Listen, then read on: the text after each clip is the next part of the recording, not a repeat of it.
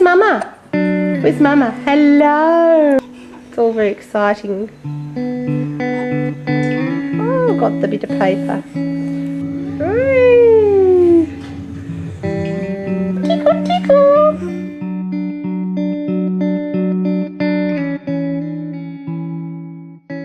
Autism is a spectrum, so each one would have their own tics, their own ways of going about life.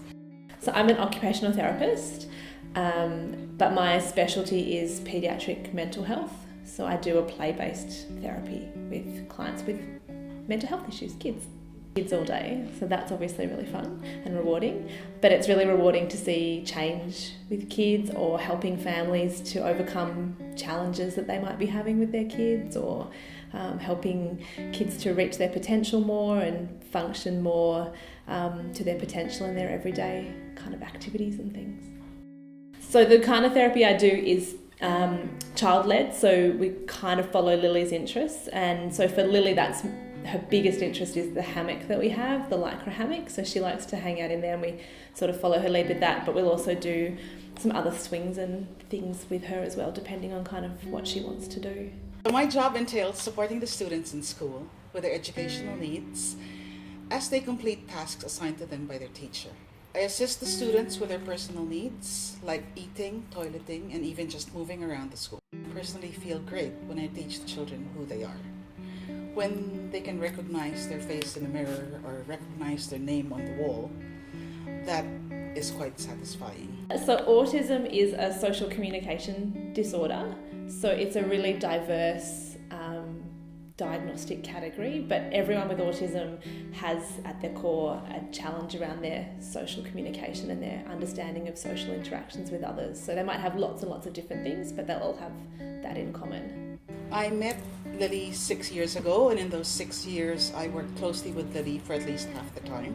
And like any relationship you invest in, you develop a bond, like a friendship. Lily loves to sort objects, so we work on tasks that require sorting and play games.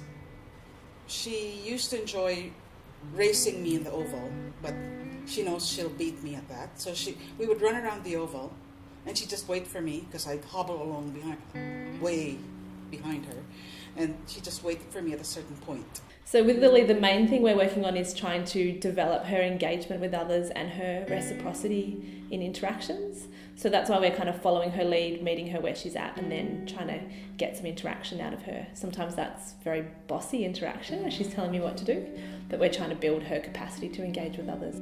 So Lily's challenges would probably mostly fall into two categories. So she has some challenges around her capacity to regulate herself, so to regulate her emotions and to regulate her arousal level across the day. So I'd say that Lily has what we call a narrow window of tolerance, so her little window where she can function to her capacity is narrow, so when she gets upset she can get really overwhelmed really quickly and fall outside of that and become dysregulated, and she can also on the other hand get kind of flat and withdraw a little bit at times as well. So that's a big challenge for Lily, and the other challenge is around her communication, and Lily's obviously non-verbal, so communicating her needs and wants to others is really challenging for her. Hurry up. Hurry up. I want coffee, please. Lily is fortunate to have a talker with her, and this is helpful to a certain extent. So we try to teach her to move around and use the talker to the best of her abilities. And I'm quite sure that if she were able to communicate more, we'd get more out of Lily. Lily's a very good listener, so she actually listens and understands when you talk to her. And she will listen to you when you give her a direct instruction. So when you explain to her that what she is doing isn't right, she is actually willing to comply most of the time. We're trying to overcome the challenges by meeting Lily where she's at and then building her skills from there. So emotionally we're trying to support her and give her empathy and help her to feel more comfortable in those overwhelming emotions so that she can she is getting a bigger capacity to manage some of those things, like when she's having to wait for something she wants or something's not going the way she wants to. So we meet her where she's at and build her skills from there. And then the other way that we assist Lily with her challenges is to try and sometimes compensate for them. So she uses a talker to communicate sometimes, or she relies on her familiar caregivers like you and her mum and her dad to communicate for her with other people.